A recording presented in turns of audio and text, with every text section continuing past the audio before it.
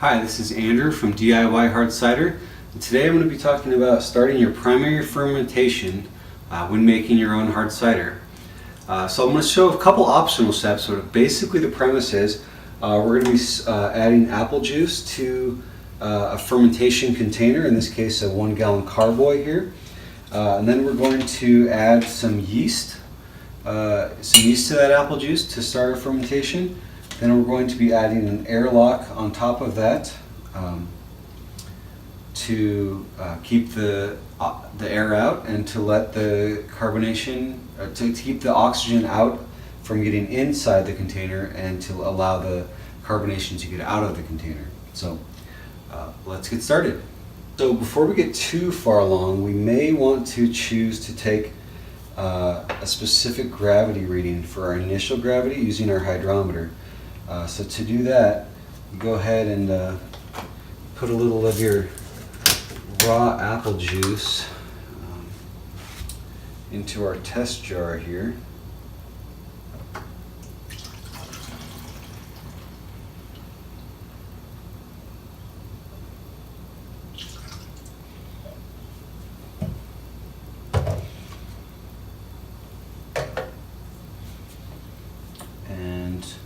Stick our hydrometer there. If you got a little too much, you can always dump a little out.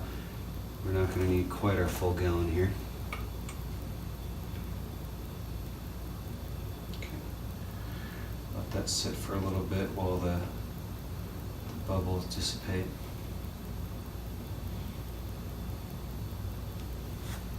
Okay, so we'll take our reading. Looks to be 1.056, temperature of 66 degrees. So we'll go ahead and note that in our book to know what the total fermentation can be. Go ahead and take our hydrometer out, and that reading would have been after we added any sugars that we wanted to. In this case, I'm not going to add any sugar at all. So there's a variety of ways you can do this. I'm going to show you my favorite way. There's certainly other ways. Ooh, try not to spill too much. You'll notice there was a little foam in there. Don't worry too much about just a little bit of foam.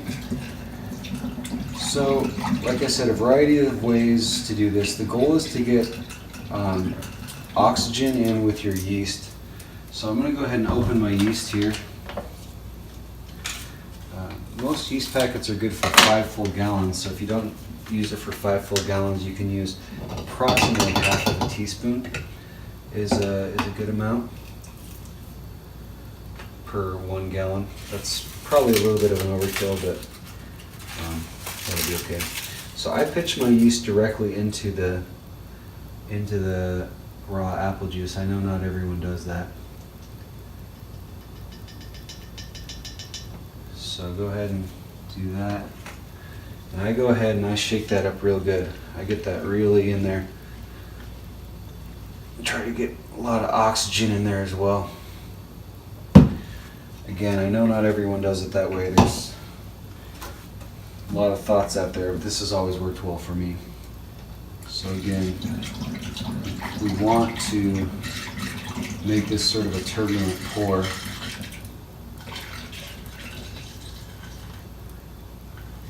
Get that pretty full. Let that foam settle out a little bit there. Wow, you can really see that yeast in suspension already. You see that?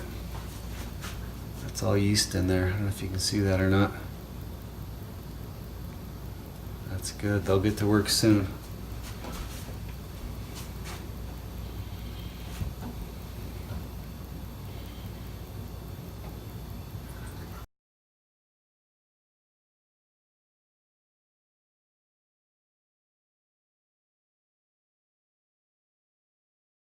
So lastly, we're going to want to put our airlock on there. So in this case, I'm using what's called a 3-piece airlock. I've gone ahead and put sanitizing solution into the max level. So a 3-piece airlock involves 3 pieces. So there's this main piece here, this sort of cap that goes on there, and then cap that goes on top of that. Cap that goes on top of that. So we'll go ahead and assemble that. That goes ahead and allows gas out. And then you're going to want to put it on a stopper here. So all this has been sanitized ahead of time. So this stopper, we're going to go ahead and seat that on there. Then we're going to go ahead and seal that right on tightly onto the carboy itself. So this is now ready to go. This will start fermentation about 24 or 48 hours, maybe a little earlier than that. I already see it sort of dropping out of suspension a little bit. That'll go ahead and pick up once it hydrates and starts eating our sugar there. Yeah, so that should get going before too long here.